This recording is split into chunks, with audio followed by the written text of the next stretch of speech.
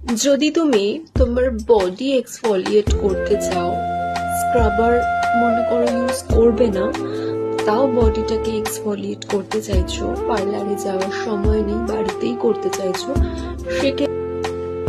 সেক্ষেত্রে এম ক্যাফিনের এই বডি এক্সফোলিয়েটরটা ইউজ করতে পারো।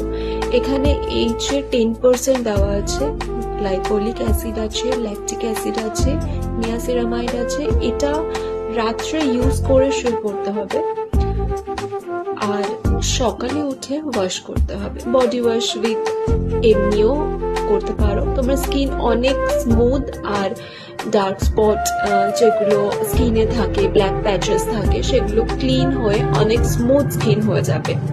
আমি অনেকদিন ধরে ইউজ করছি, প্রোডাক্টটাকে আমি রেকমেন্ড করছি, খুব ভালো প্রোডাক্ট, ইউজ করতে পারো।